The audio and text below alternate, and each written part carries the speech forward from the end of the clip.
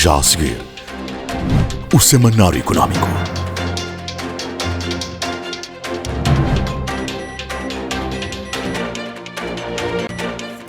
BNI, milhões de braços, uma só força.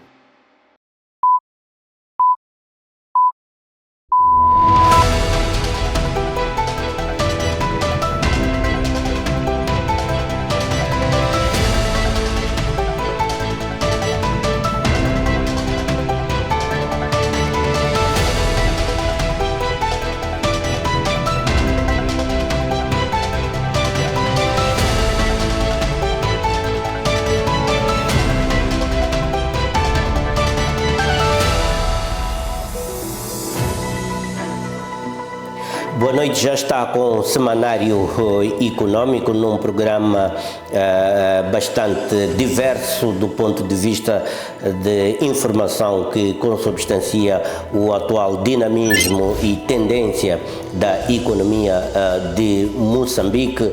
Um dos destaques que trazemos para a presente edição tem que ver com os pronunciamentos feitos pelo Ministro da Planificação e Desenvolvimento, que voltou a reconfigurar ou a contextualizar, se quiser reiterar, a importância da parceria entre Moçambique e a China, a parceria essa que o ministro classificou de global e estratégica.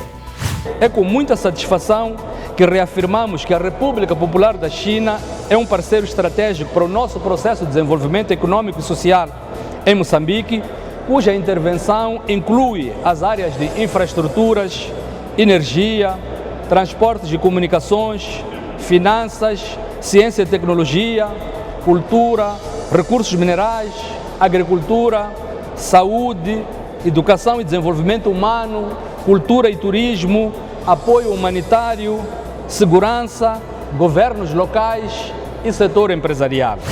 Outro tema a merecer desenvolvimento aqui é a diversificação do investimento da ENE em Moçambique, que aposta em setores não tradicionalmente energéticos, como a agricultura e a resiliência climática.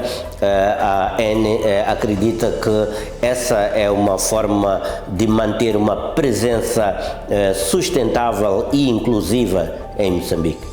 A ENE é a que pôs em produção o gás da bacia de Rovuma. Esses projetos estão muito conectados entre eles, porque esses projetos vão a fazer offset das emissões da coral, que são pequenas, mas ainda claramente há algumas emissões.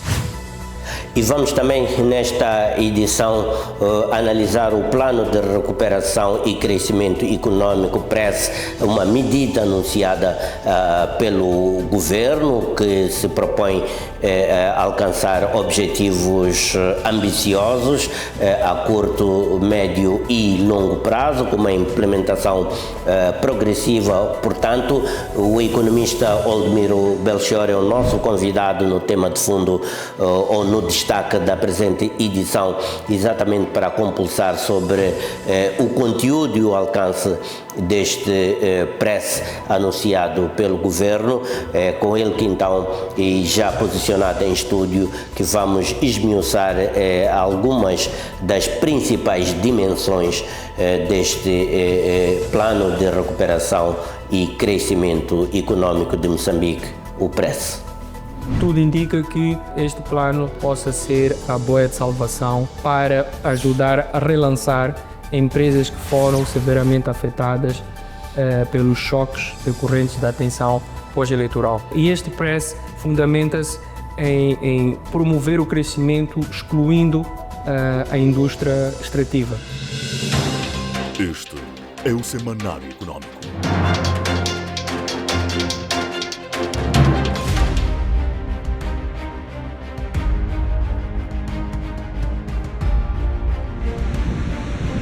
O que é orgulho? Orgulho é nascer no mesmo ano em que uma grande nação se ergue, fruto de um processo que abriu caminhos para a soberania e o desenvolvimento do país e da região. Pode ser também a capacidade de superar adversidades e seguir em frente. O maior de todos é de ser moçambicano, crescer e compartilhar os frutos disso com toda a nação. Orgulho é transformar vidas e ser um dos maiores pilares para o crescimento da economia nacional. Unir nações, fortalecer a integração regional, levando energia para o desenvolvimento nacional e para países vizinhos e garantindo um futuro sustentável. Orgulho é celebrar 50 anos de uma empresa estratégica e estruturante para o desenvolvimento de Moçambique e estabilidade energética nacional e da África Austral.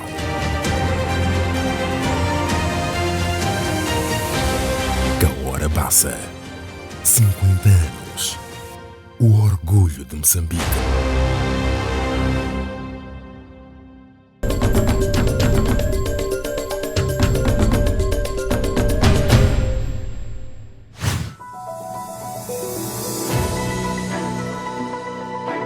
Projetos de agricultura sustentável e captura de carbono em Moçambique já criaram 1.500 empregos, recuperaram 5.000 hectares de terras degradadas e envolvem mais de 120.000 pessoas em práticas de resiliência climática. A terra que nós usamos é terra degradada. Então esse é um valor adicional pelo Moçambique, pelo país. Porque vamos a usar em maneira sustentável a terra que agora está degradada. Exploração desordenada do ouro em Manica degrada rios e solos, colocando em risco a agricultura e a produção de energia. O nosso apelo é que, de facto, se reorganize. O ouro está lá, os recursos minerais estão lá, não deve haver pressa, porque não é só uma geração que tem que explorar. Há um futuro que nós temos que olhar como país. Especialistas defendem industrialização e valorização das PMEs como pilares da retoma econômica. Nós não precisamos ir longe para criar indústria. Se nós focarmos na indústria, portanto, do processamento de produtos alimentares, nós vamos começar a criar a nossa indústria. O que precisamos é que o Estado intervenha e garanta realmente que há uma competição leal e que de alguma forma ajude a proteger essa nossa indústria nacional. Não faz sentido nós exportarmos ainda a castanha de caju. Devíamos exportar a castanha de caju torrada. Devíamos exportar o óleo de gergelim e não gergelim. O setor privado internacional, vamos assim dizer, só virá para Moçambique se vier ganhar dinheiro. Então é preciso atrair investimento, eu penso que sem receio nenhum, atrair investimento privado internacional e criar condições para quando ele chegar, encontrar terra para trabalhar. Fórum Lusófono de Governação da Internet aposta na inteligência artificial para impulsionar crescimento económico. A internet é uma das protagonistas do século. Isso significa que não só temos que usar ser consumidores, mas também temos que discutir sobre e garantir que nós estamos a dar passos largos para uma internet segura, uma internet democrática, mas especialmente também uma internet que fala a nossa língua. Há sempre interesses pelo que fazemos cá, no nosso território lusófono, e partilhando essas ideias com os territórios anglófonos, francófonos, por aí fora.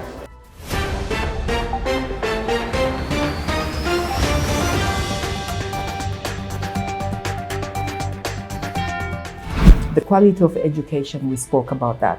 That's an issue because unfortunately Mozambique is a very young country. 2/3 of your population are under the age of 25. You can imagine that this is the age that goes to school, but also the age that's coming out that needs to go and find a job. But this private sector here is not very strong. And private sector is the one that creates jobs, not the public sector. So how do we move from this 80% informality or even lack of job to having people have a productive job and a productive lifestyle? That's a challenge. It's not easy. Creating jobs is perhaps one of the most difficult things that anybody Is that can a problem do. or an opportunity for the country? It's both. It is a problem because until we get a strong enough private sector, it's very difficult to create that many jobs and that fast. It's also difficult because to create jobs you need money, which means there has to be money enough to be able to lend to people who want to create the jobs. So that's the challenge. It's an opportunity because if you look at Mozambique, as I was saying, 2/3 are under 25. You look at Europe, you look at many parts of the developed countries, they're aging, but you are still very young. But to take advantage of that difference in that demographic dividend, you need your population to be educated. And this is where the biggest challenge is, which is how to create the skills fast enough and the education fast enough to take advantage of that.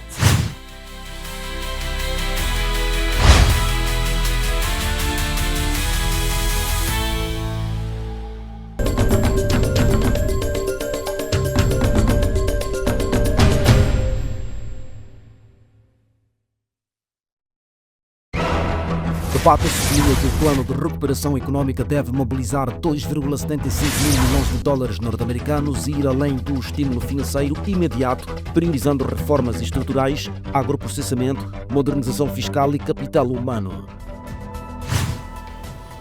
Faz pouco mais de um mês que o país passou a contar com um plano de recuperação e crescimento econômico, designado de PRESS, na sua forma abreviada. Trata-se de um plano que foi precedido de um amplo debate que mobilizou líderes empresariais e economistas das mais diversas especialidades que interviram no processo, visando torná-lo mais consistente com os desideratos atuais de desenvolvimento socioeconômico do país.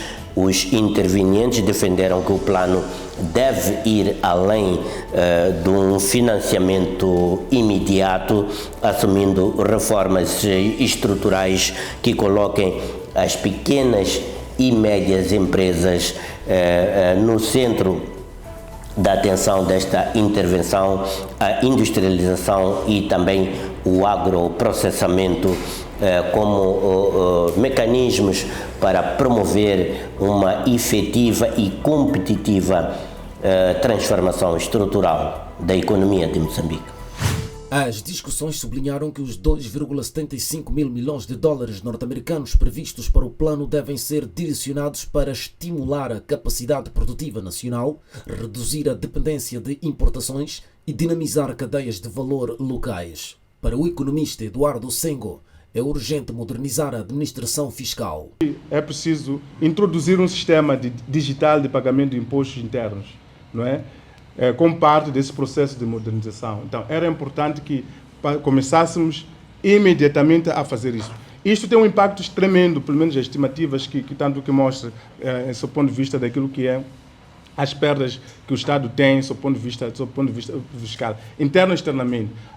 Nós tivemos vários exemplos desses, em que o investidor deu meia volta, chegou ao aeroporto, foi simplesmente maltratado e ele disse: neste país eu não vou investir. Dou a volta e vou-me embora. Como fazer chegar esta informação a este funcionário? Como fazer chegar a informação ao funcionário lá do distrito? Que ele precisa daquele investidor. Que ele precisa, seja ele nacional ou estrangeiro, que ele precisa daquele investidor. É aquele investidor que vai fazer o salário dele, que vai fazer crescer o país. Não são necessariamente essas grandes empresas, os megaprojetos, mas são essas pequenas empresas que vão fazer crescer o país. A necessidade de apoiar o agroprocessamento foi reforçada pelo empresário Yacoub Latif, da CTA. Moçambique tem que começar a agregar valor na sua exportação. Não faz sentido nós exportarmos ainda a castanha de caju. Devíamos exportar a castanha de caju torrada. Devíamos exportar o óleo de gergelim e não gergelim. Então temos que começar a investir no agroprocessamento, na minha opinião, e de forma mais pesada, mais séria, porque isto vai nos ajudar também em dar mais valor às nossas exportações, diminuindo o déficit na balança de pagamentos e vai criar mais empregos. Outro ponto crítico levado à atração de investimento privado nacional e estrangeiro. O economista Arnaldo Ribeiro destacou: o setor privado internacional, vamos assim dizer, só virá para Moçambique se vier ganhar dinheiro. Então é preciso atrair investimento, eu penso que sem receio nenhum, atrair investimento privado internacional e criar condições para, quando ele chegar, encontrar terra para trabalhar e ter acesso à terra. E a primeira coisa que é preciso fazer para essa gente ter acesso à terra é tirar das mãos daqueles que têm terra nos melhores sítios de Moçambique, sítios infraestruturados, e colocar essa terra disponível para investimento nacional e para investimento externo. Portanto, a questão do acesso à terra é fundamental para que os nossos objetivos todos sejam atendidos. E esta questão da terra é básica. Numa situação em que nós estamos, em que não temos muitos fundos para investimento, temos muitas dificuldades, é preciso nortear esta questão. O que é que o país, de facto, neste momento precisa? Qual é a nossa... Não podemos ter 5, 10, 20 prioridades, não vai funcionar. Os especialistas também alertaram para a urgência de lidar com o crescimento demográfico que ultrapassa a capacidade da economia. A criação de um novo paradigma educativo que prepare as gerações futuras para explorar recursos locais e empreender foi defendida como fundamental para a sustentabilidade da recuperação. Nós temos que industrializar aquilo que é industrializável. Na integração vertical, nós podemos industrializar.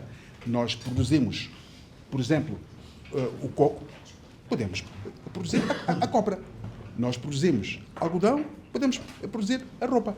Na integração vertical, industrializar o inindustrializável. Produzir telemóvel, produzir... Não é possível, porque não terá competitividade. Aqui o nosso Ribeiro disse como é que se baixam as taxas de importação se se quiser manter a economia atual. Não se mantém. Então, é preciso, pode, sim senhora, industrializar, e é possível. É economia vertical, mas pensar que se pode industrializar tudo é uma autêntica miragem. É preciso matar a fome. Então, para matar a fome é preciso produzir com custo ou sem custo, mas tem que andar. Então, é onde temos que colocar a agricultura número 1. Ver o problema da industrialização. Alguém disse aqui que industrialização, eu vou dizer agroindústria.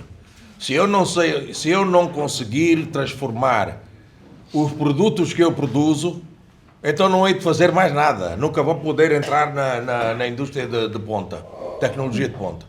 Precisamos nos preparar para isso. O consenso foi de que o plano deve evitar ser apenas um pacote de estímulos financeiros e assumir-se como um marco de transformação estrutural capaz de promover industrialização, inovação e inclusão social, consolidando uma trajetória de desenvolvimento de longo prazo.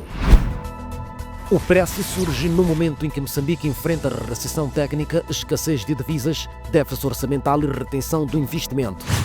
E vamos esmiuçar este tema do plano de recuperação econômica, esta proposta ambiciosa do governo para alterar o rumo da economia, em princípio promover um rápido crescimento econômico e tanto quanto inclusivo. Vamos ver a sustentabilidade e a eficácia desta medida.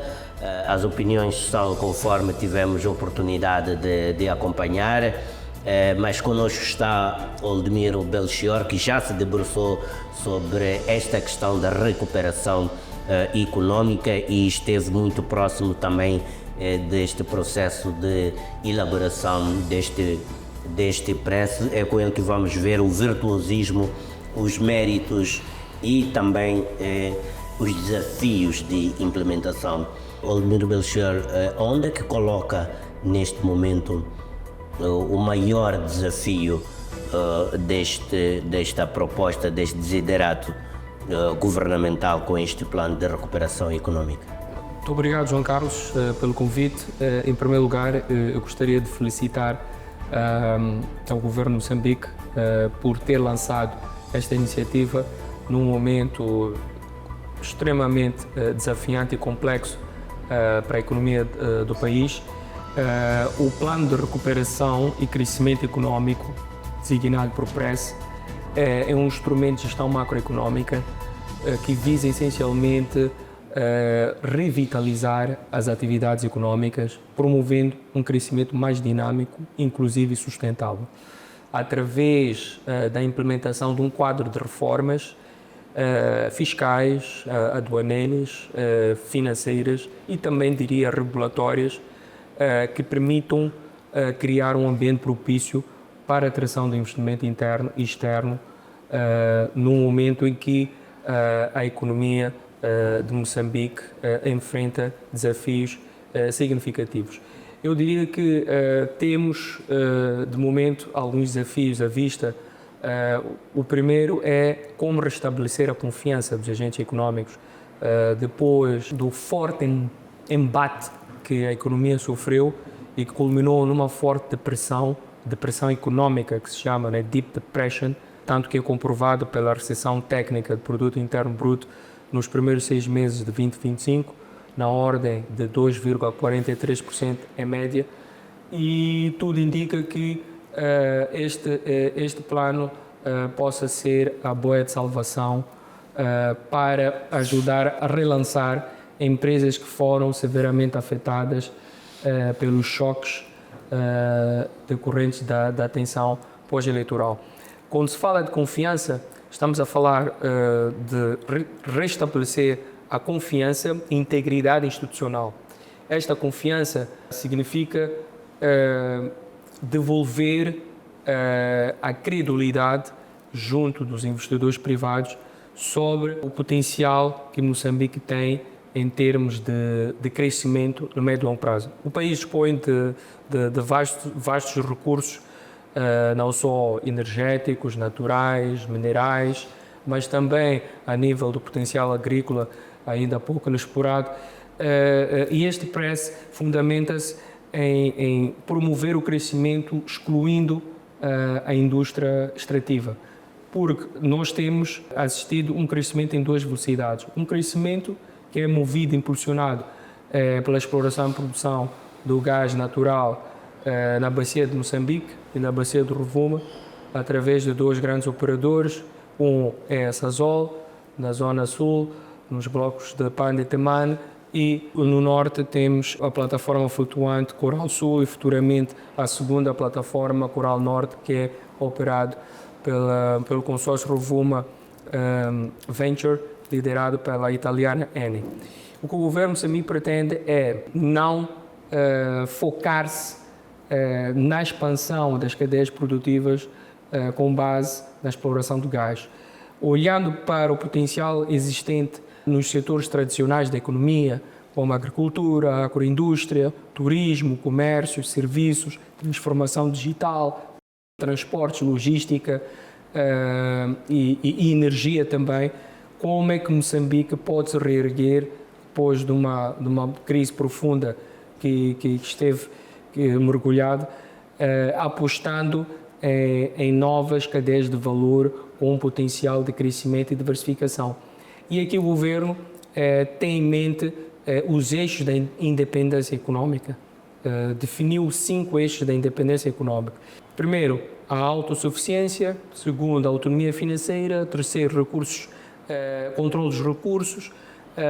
Quarto, eixo é equilibrar as contas externas a nível da balança comercial e, por último, é diversificar a estrutura produtiva com base na capacidade instalada, ou seja, com o potencial produtivo que o país dispõe, como é que este plano pode impulsionar o surgimento de novas oportunidades de investimento e financiamento, colocando as micro, pequenas e médias empresas no centro da recuperação, porque elas efetivamente é que representam a principal fonte de geração de emprego e também uma fonte potencial de crescimento e contribuinte no alargamento da base tributária, que neste momento o país depara-se com desafios fiscais significativos, um déficit primário muito elevado, um mercado cambial ineficiente e também um mercado de financiamento pouco acessível para um segmento como as pequenas e médias empresas. Feito este enquadramento, tenho em mim que o PRESS mobiliza 2,75 mil milhões de dólares e projeta um crescimento de PIB de 2,5% já em 2025, chegando a 6,3% em 2029. Tendo em conta esses pressupostos, quais considera serem os méritos mais evidentes desta iniciativa do Governo? Bem, os cenários de projeção de crescimento econômico a curto e médio prazo assenta na relativa estabilidade política e social. O país conseguiu normalizar as tensões políticas e também alguns tumultos sociais, que neste momento está controlado. Assistimos também que a pressão inflacionária de Moçambique está contida, fruto da estabilidade da taxa de câmbio metical dólar e também medidas de política monetária restritivas do lado da oferta, que também têm permitido conter o aumento dos preços. Vemos também aqui uma oportunidade de se recuperar a dinâmica do crédito com a descida das taxas de juros.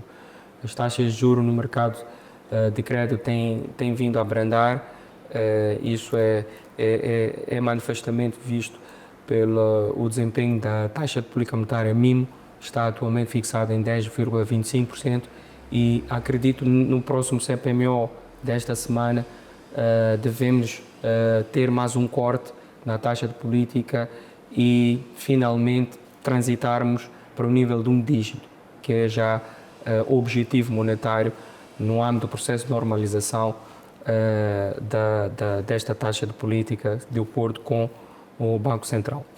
Olhando, João Carlos, para aquilo que é o contexto em que o país vive em termos de normalização de tensões políticas, sociais e olhando para a estabilização destes agregados, que é o caso da taxa de câmbio, taxa de juros, inflação, eu acredito que podemos potenciar o crescimento ainda de forma gradual. Isto tem de ser feito de forma gradual, porque tenho a intenção que o PRESS, o Plano de Recuperação e Crescimento aprovado pelo Governo, estabelece medidas de políticas e algumas reformas que estão estimadas em 2,75 mil milhões de dólares, conforme disse muito bem.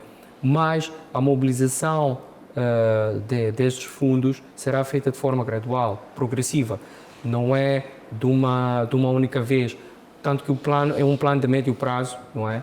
Que inicia em 2025 e termina em 2029.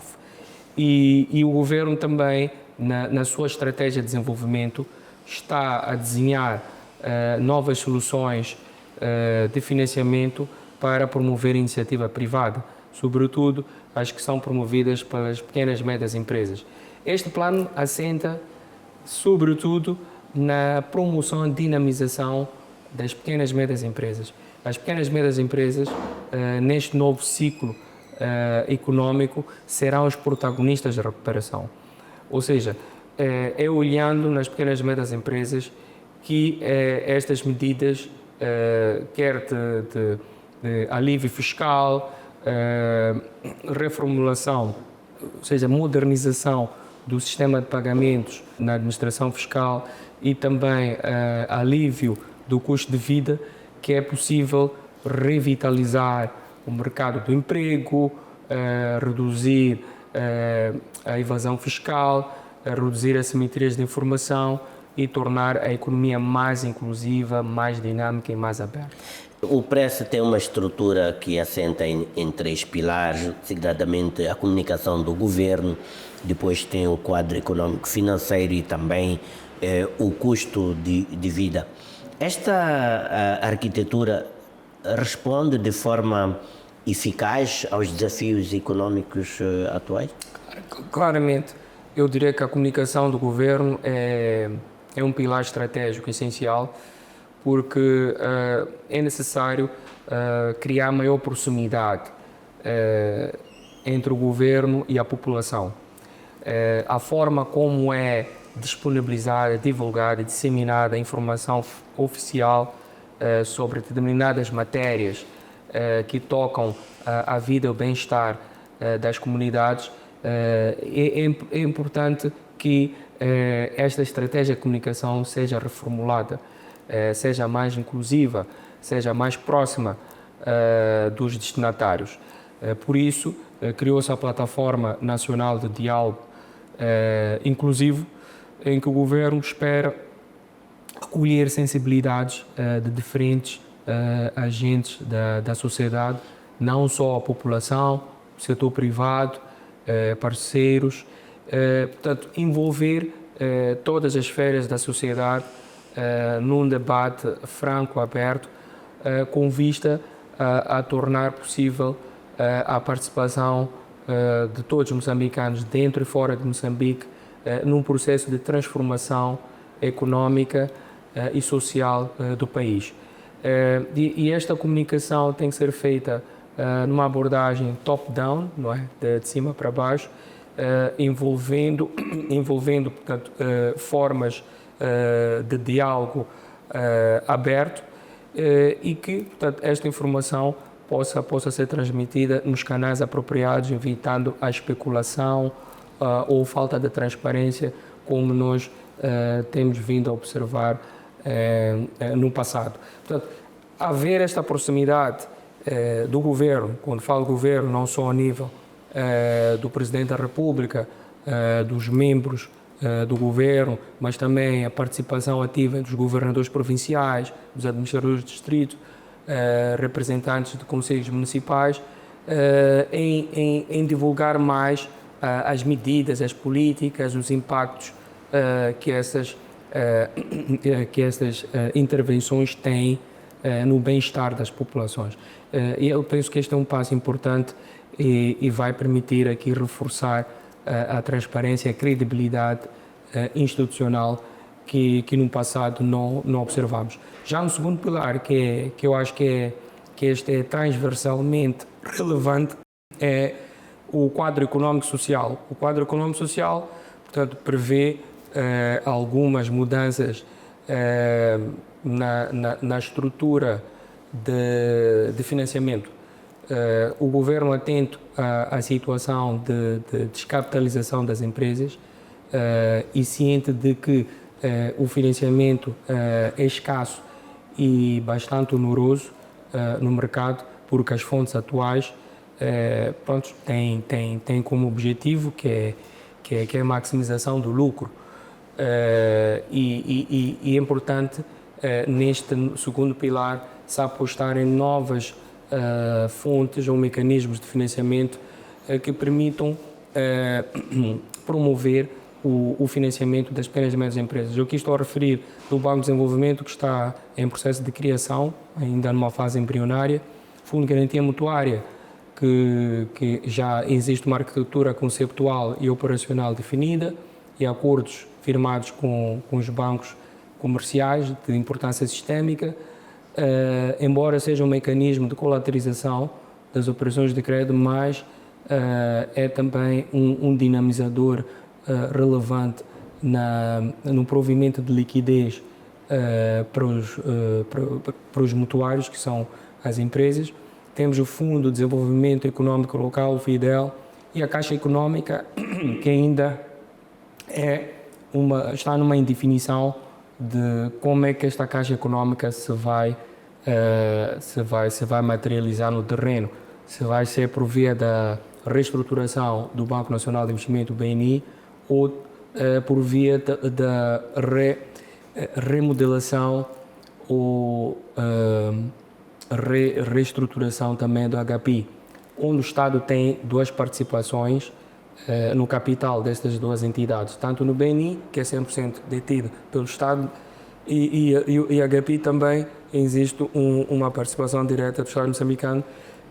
Ainda tem que se avaliar qual vai ser a melhor opção, se é recapitalizar ou transformar uma dessas entidades numa caixa econômica, permitindo que a transmissão dos fundos sejam feitas de forma acessível para as micro, pequenas e médias empresas. E o terceiro e último pilar, para responder esta sua questão, é o custo de vida. O custo de vida, essencialmente aqui, vai-se adotar medidas como revisão da estrutura de preços de combustíveis para melhorar o desempenho de alguns setores e também remover o IVA em alguns produtos essenciais para, portanto, reforçar... Na sua opinião, essas medidas são sustentáveis ou são meramente paliativos e de curto prazo?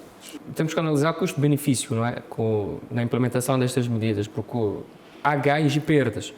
Por um lado, aliviando a carga fiscal das empresas e também algumas taxas que são impostas no consumo de determinados produtos, como energia, como bens essenciais, o Estado perde receita.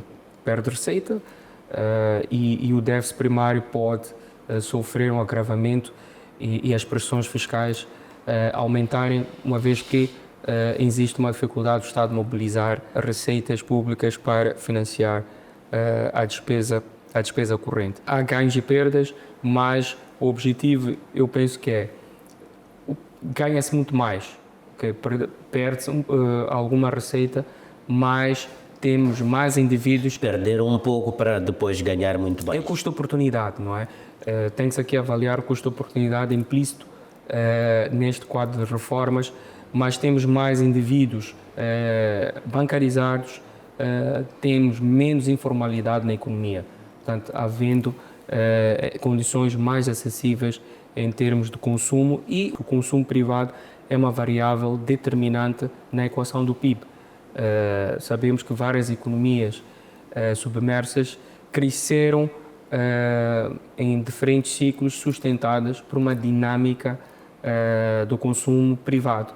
E penso que aqui também o governo de Moçambique está a tentar relançar este consumo no sentido de termos mais crescimento do produto interno e, obviamente, termos condições sustentáveis em termos de estabilização do mercado de trabalho.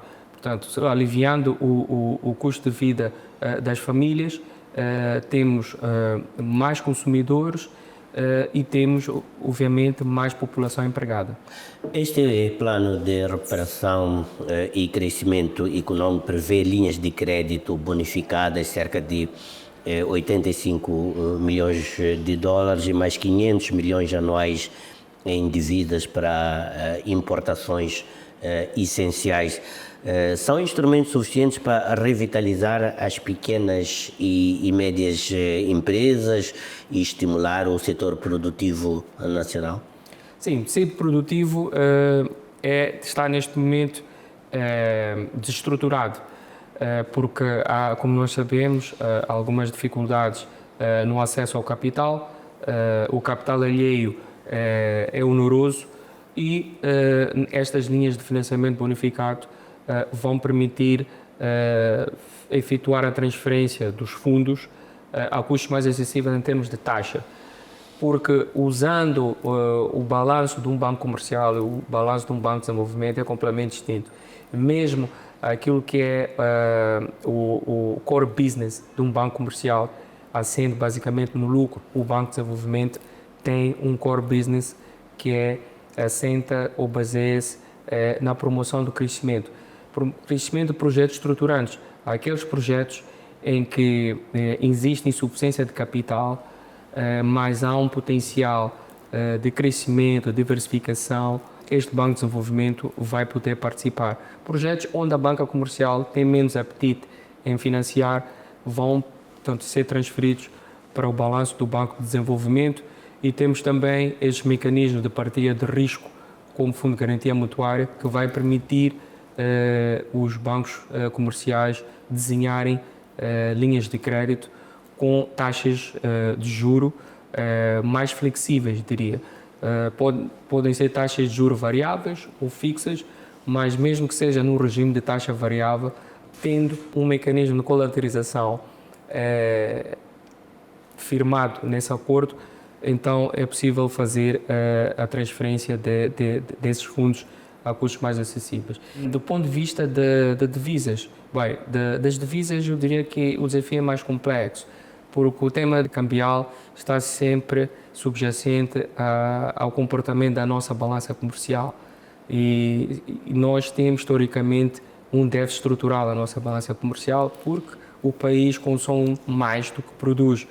Enquanto não invertermos este paradigma, estou cético em relação ao provimento dessas divisas para a economia real. O que é importante é o país continuar a apostar fortemente na renovação da sua estrutura produtiva, permitindo atrair mais investimento interno e externo e priorizar o financiamento para os setores produtivos, aqueles setores que geram renda e que têm potencial para captar moeda forte no sentido de substituirmos as importações e exportações. Eu penso que este é que é o caminho. O governo diz e coloca as PMEs no centro desta recuperação econômica. Que condições adicionais seriam necessárias para que efetivamente este segmento possa impulsionar a diversificação econômica, a redução da dependência das importações e também reduzir a dependência da indústria extrativa? Colocando as pequenas e médias empresas no centro da recuperação econômica, eu diria que existem aqui medidas essenciais para que a gente possa trazer as PMEs no palco, não é? Da recuperação, digamos assim. A primeira tem a ver com o relaxamento da carga fiscal, porque a carga fiscal ainda continua muito pesada para o segmento das PMEs. E é importante se avançar com reformas ao nível da tributação, no sentido de dar maior ímpeto a estas empresas para continuarem a investir, produzir e a crescer. Porque se elas existirem também, o mercado de trabalho torna-se incipiente. Tem outro aspecto que tem a ver com o financiamento, com a componente de financiamento que já aqui abordamos. Existem aqui no painel do segundo pilar, quadro econômico financeiro, algumas soluções alternativas que podem contribuir para criar mais e melhor crédito financeiro para essas empresas, cobrindo não só necessidades de investimento como de tesouraria e importação de bens. O crédito deve ser, nesta altura, diversificado, não centrado apenas em investimentos de média e grande dimensão, mas também olhar para investimentos de startup, porque a esmagadora maioria destas pequenas e médias empresas surgem de novas ideias de negócio e de projetos em forma de startup. Vejo também aqui uma oportunidade que pode criar maior sustentabilidade econômica das PMEs, que é como dinamizar as ligações empresariais entre este segmento de empresas com os grandes projetos, no âmbito da promoção de conteúdo local. O governo deve criar um quadro jurídico legal que favoreça a participação ativa das empresas nacionais na cadeia de fornecimento desses grandes projetos. E esta lei de conteúdo local deve se tornar uma realidade, ou seja, nós devemos migrar da teoria para a prática, porque só criando novas oportunidades locais é possível termos um tecido empresarial mais capaz e suficiente para captar o fair share das oportunidades que são geradas em torno do supply chain desses projetos. Esta mudança de paradigma é essencial e o governo deve avançar nesse sentido. E, por fim, é criar, de facto, um ambiente propício para a melhoria do ambiente de negócios, não só adotando reformas na administração fiscal, promoção de investimento, financiamento, dinamização de ligações empresariais, é o fator da segurança pública. Sabemos que muitos empresários abandonaram o país num passado recente por temerem a sua segurança e integridade. E a questão da segurança é determinante para restabelecer a confiança dos investidores privados num contexto em que o país pretende fazer uma transição de ciclo de forma bem sucedida. Quais são, no seu entender, os principais riscos desta implementação do preço? Onde podem estar os maiores pontos de vulnerabilidade, quer seja fiscal, quer seja também institucional? Eu vejo dois riscos fundamentais. O primeiro tem a ver com desastres naturais.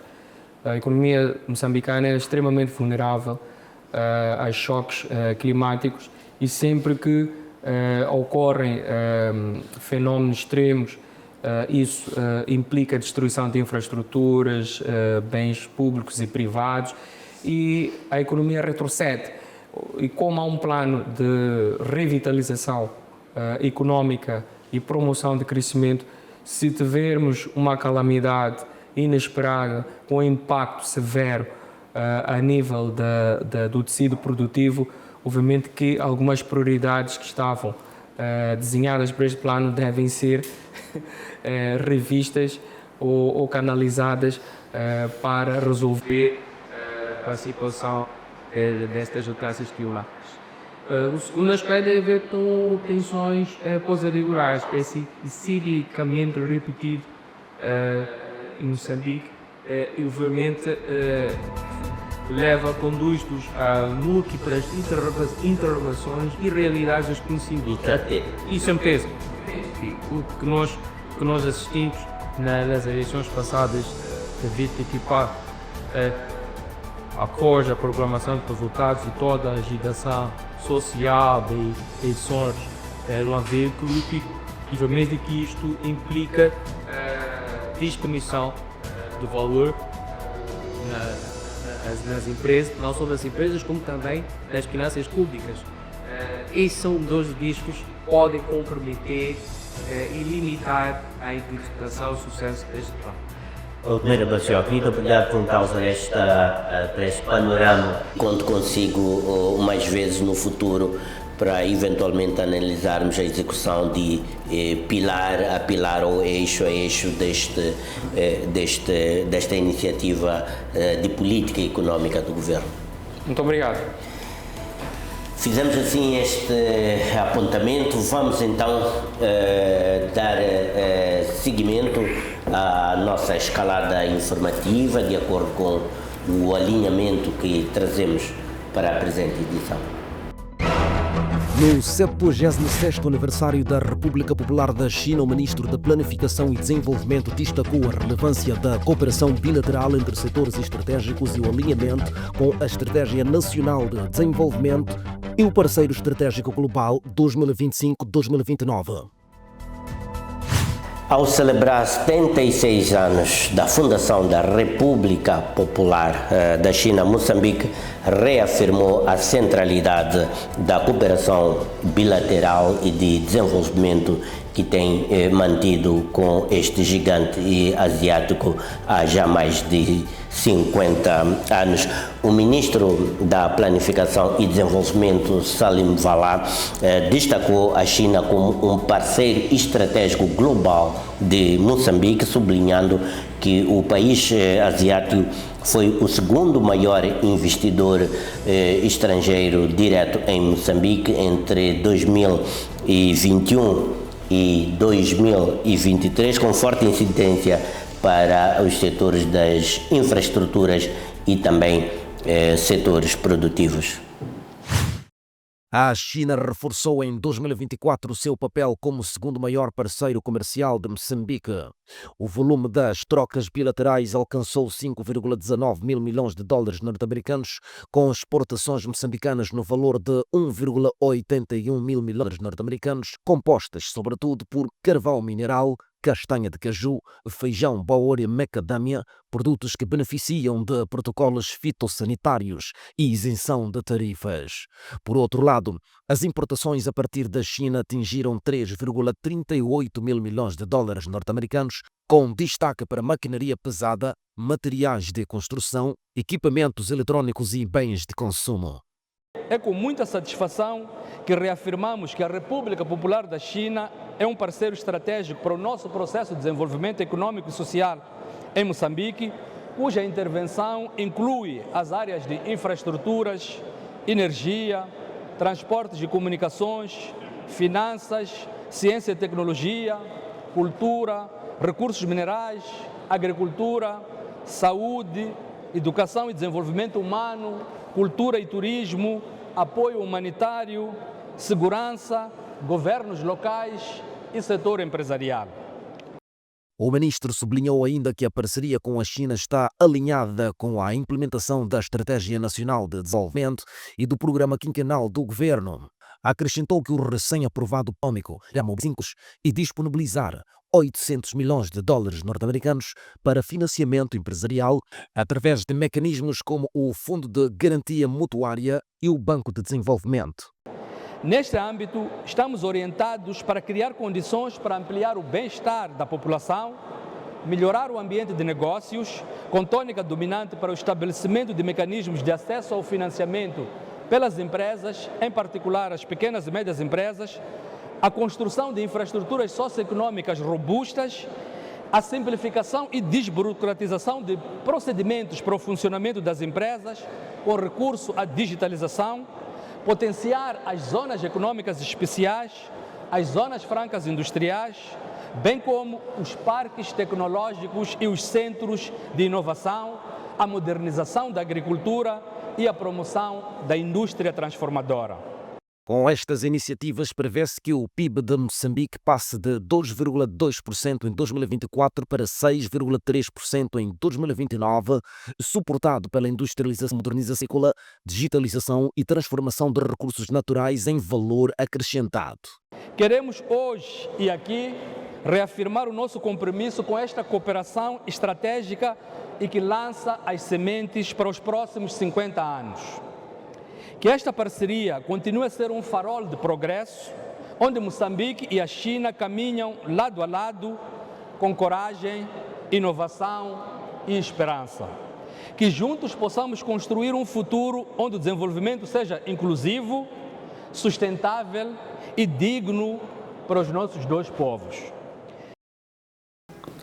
A terceira edição do Fórum Lusófono de Governação da Internet, recentemente realizada em Maputo, reuniu decisores, especialistas e parceiros da CPLP para discutir a transformação digital e os seus impactos econômicos. A inteligência artificial foi apontada como eixo central da competitividade, neste caso da competitividade econômica, mas barreiras estruturais como os custos de acesso, a falta de equipamentos e também o déficit de literacia digital continuam a limitar o alcance dos benefícios proporcionados pela transformação digital e, de modo particular, os associados à inteligência artificial. O Fórum Lusófono da Governação da Internet trouxe para a agenda a necessidade de acelerar a digitalização das economias da CPLP, sublinhando o papel estratégico da inteligência artificial. A literacia digital, eu acredito que seja, apesar de vários esforços que têm sido feitos pelo governo, mas ainda há um déficit de conhecimento digital da população.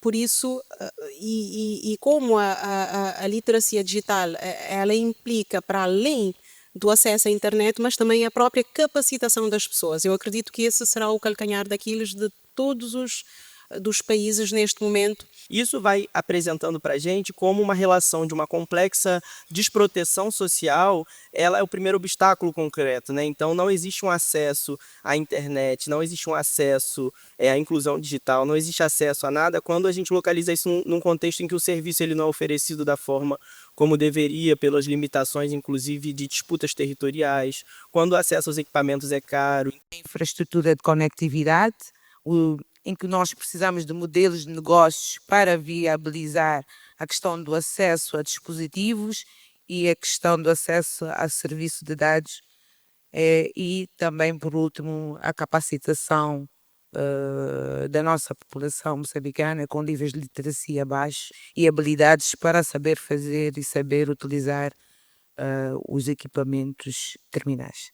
Manuela, delegada do Brasil, reforçou a mesma preocupação. E a gente vem debatendo muito como cada vez mais serviços são providos para a população, mas nem todos os usuários de internet têm as habilidades necessárias ou têm a confiança necessária para acessar os serviços de governo. O debate realçou ainda que a integração digital no espaço lusófono poderá gerar ganhos de escala, impulsionando investimentos em setores como finanças digitais, agricultura inteligente, logística e serviços públicos eletrônicos. Contudo, para que esse potencial se materialize, é essencial que as PMEs se estruturem em termos de governança de dados. As pequenas e médias empresas têm uma grande barreira, que é a governança dos seus próprios dados. A inteligência artificial se alimenta de dados e os dados, então, são fundamentais. Se as pequenas e médias empresas se estruturarem para terem suas coleções de dados, tudo para treinarem seus algoritmos e suas soluções de inteligência artificial para prever toda a melhoria e otimização de processos, vamos ter um grande desenvolvimento aí pela frente. O Instituto Nacional das Tecnologias de Informação e Comunicação sublinhou que estão em curso instrumentos orientadores para acelerar a economia digital e captar oportunidades de inovação. O país está neste momento em processo de desenvolvimento de diferentes instrumentos orientadores que vão, neste caso, apresentar iniciativa dos diferentes setores de desenvolvimento do país, de forma também a promovermos a economia digital. Em particular, conforme referiu, a inteligência artificial, que pode ser usada praticamente em todos os setores, né? Para, neste caso, capitalizarmos os nossos, como é que se diz, as oportunidades existentes e promovermos os diferentes serviços que são, nesse caso, disponibilizados em Moçambique. No entanto, é importante garantir que esta inteligência artificial seja usada de forma ética e segura. O evento foi igualmente visto como uma oportunidade de cooperação internacional, envolvendo não apenas os países da CPLP, mas também blocos anglófonos e francófonos, reforçando a dimensão global da iniciativa. A internet é uma das protagonistas do século. Isso significa que não só temos que usar ser consumidores, mas também temos que discutir sobre e garantir que nós estamos a dar passos largos para uma internet segura, uma internet democrática, mas especialmente também uma internet que fala a nossa língua. Então, quando fazemos um evento desse, que depois é publicado, é divulgado, é partilhado, há sempre interesses pelo que fazemos cá, no nosso território lusófono, partilhando essas ideias com os territórios anglófonos, francófonos, por aí fora. Com mais de 270 milhões de falantes em 4 continentes, a CPLP representa um mercado em expansão. O Fórum Lusófono de Governação da Internet afirma-se, assim, como um catalisador de parcerias e políticas que podem acelerar a transformação económica e social digital da região.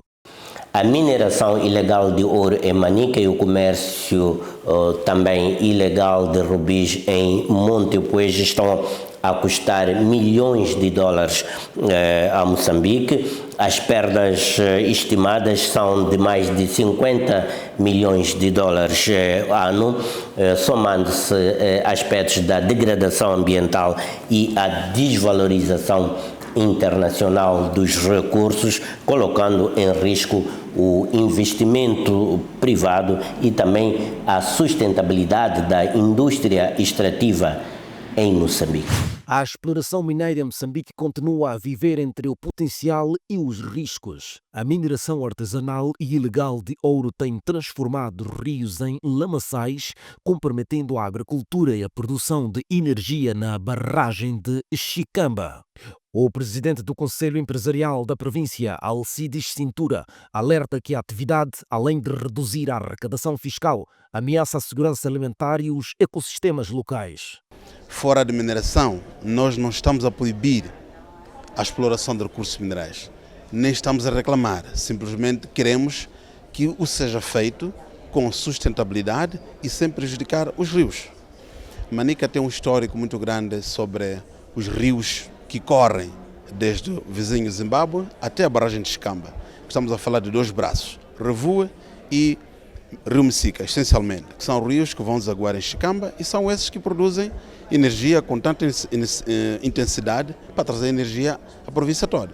Portanto, o que nós apelamos é que temos que ter uma exploração de recursos minerais olhando para uma visão mais aprofundada. Só olhando para o investimento que nós vemos globalmente, não só em Manica, mas globalmente no país todo, são milhões e milhões e milhões de dólares. Portanto, o nosso apelo é que, de facto, se reorganize. O ouro está lá, os recursos minerais estão lá, não deve haver pressa, porque não é só uma geração que tem que explorar. Há um futuro que nós temos que olhar como país. Portanto, o nosso apelo é justamente aquilo que o governo fez, parar com a mineração, reorganizar e todo mundo está atento. Naturalmente que, havendo mais exploração do ouro, vamos ter problemas com a nossa água, vamos ter problemas com a nossa agricultura, vamos ter problemas com o nosso peixe, que nós tanto estimamos, que é um cartão de visita para a nossa província de Manica. Portanto, é uma cadeia de destruição que nós também não apoiamos, não recomendamos e sempre estivemos em frente a falar de assuntos dessa natureza. No norte do país, em Cabo Delgado, a Montepuez Ruby Mining enfrenta desafios semelhantes. Desde 2012, a empresa acumula 1,8 mil milhões de dólares norte-americanos em vendas e já pagou 285 milhões de dólares norte-americanos em impostos, mas em 2024 registrou uma queda de 20% na faturação devido ao aumento do garimpo ilegal. Mas o grande problema que nós temos como empresa é que isto de alguma forma impacta nos preços internacionais dos nossos produtos, tem que ver com a mineração ilegal e comercialização ilegal de pedras preciosas, que eu acho que é o grande desafio que nós temos no presente. Havendo índices extremamente elevados de garimpo e comercialização ilegal de pedras, isto tem um efeito direto sobre os preços dos materiais que nós colocamos no mercado. E isto foi notório em 2024, que tivemos um ano atípico do ponto de vista de faturação, porque claramente também tivemos níveis de garimpo extremamente altos e isto de alguma forma acabou afetando nos preços que nós conseguimos no mercado internacional.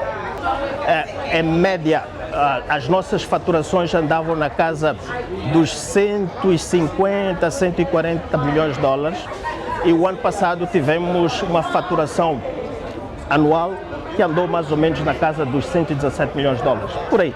Então há aqui um diferencial extremamente considerável. Estima-se que entre 30% a 40% dos rubis extraídos em Cabo Delgado circulam no mercado paralelo sem registro oficial ou pagamento de impostos. Para o Estado, isso representa perdas anuais superiores a 50 milhões de dólares norte-americanos, recursos que poderiam financiar saúde, educação e infraestruturas. Apesar deste cenário, a Montepuez Ruby Mining anunciou um investimento de 100 milhões de dólares norte-americanos para expandir a planta de processamento em Montepuez, passando de 200 para 600 toneladas por hora. A empresa emprega anualmente cerca de 1.700 trabalhadores e aposta em fornecedores locais de Cabo Delgado, procurando reforçar o conteúdo local. O que nós temos estado a fazer é tentar converter a compra de tudo aquilo que sejam na cadeia de suprimento para a alimentação dos nossos colaboradores comprados localmente. E, de facto, nesse aspecto, os nossos colegas da responsabilidade social têm estado a potenciar as comunidades no sentido de termos alguma produção completamente local. Especialistas defendem que o combate à mineração ilegal deve assentar numa estratégia integrada, combinando maior fiscalização, modernização do quadro legal e inclusão das comunidades locais. A criação de uma refinaria de ouro em Manica é apontada como alternativa estratégica para aumentar a arrecadação fiscal e gerar emprego qualificado no país. Repara só que todos os países na região têm, praticamente na zona austral, e nós aqui em Manica e o país é que não temos. Um recurso tão importante, um recurso que pode contribuir melhor para as finanças públicas e também para a empregabilidade. Como sabe, a África do Sul emprega justamente os nossos irmãos milhões para o processo de mineração. Isto deveria ter acontecido no nosso país e não lá. Portanto, este esta transferência de jovens e mulheres, senhores que saem da Gaza para a República Sul-Africana devia ser o sentido para Manica. Mas isto não acontece porque não temos um setor de mineração com capital intensivo, com uma grande indústria que possa empregar, que possa contribuir e que também evite a poluição dos rios. A N Rovuma Basin aposta na diversificação da sua presença em Moçambique através da implementação de projetos agrícolas e de transição energética que combinam a recuperação de terras degradadas, geração de créditos de carbonos e também aspectos à volta da inclusão social. Os resultados já são visíveis, mais de 1.500 postos de trabalho foram criados, milhares de famílias beneficiadas e também um impacto direto na resiliência climática no seio das comunidades. Em apenas 3 anos de atividade no setor agrícola em Moçambique, a EN mobilizou 5.000 hectares de terras degradadas para a produção de sementes destinadas à cadeia de biocombustíveis.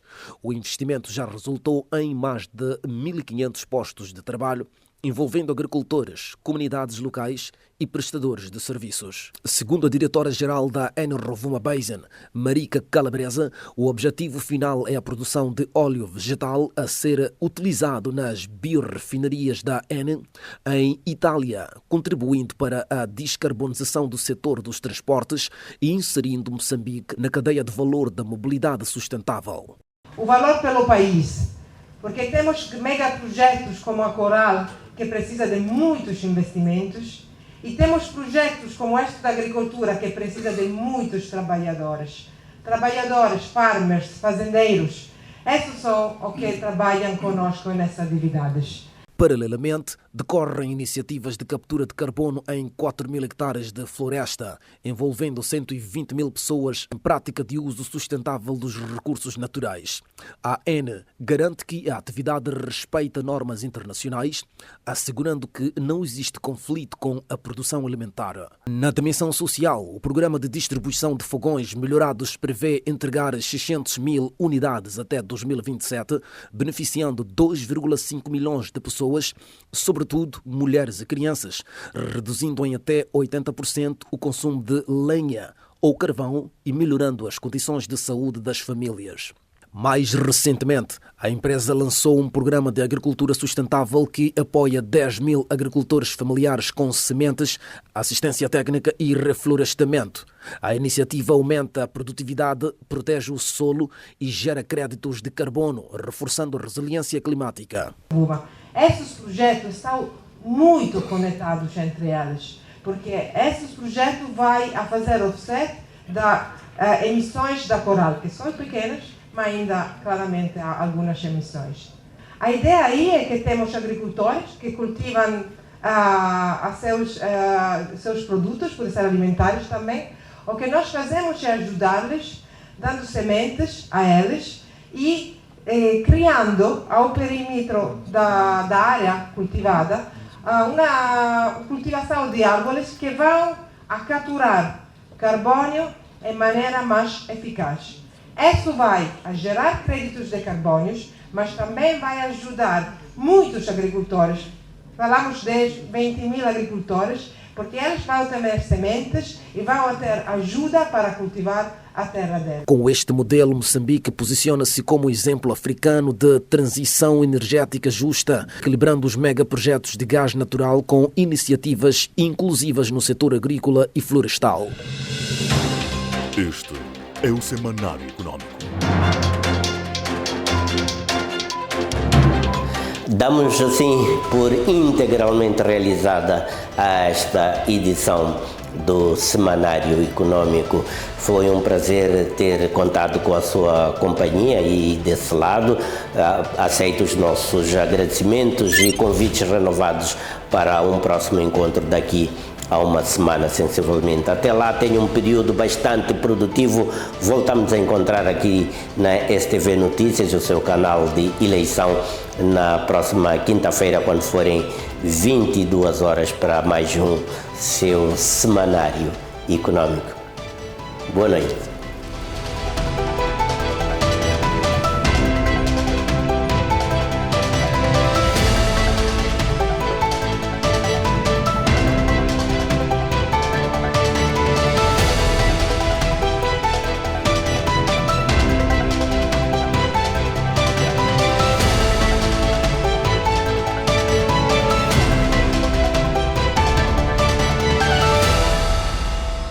ultrapassa 50 anos. O orgulho de Moçambique.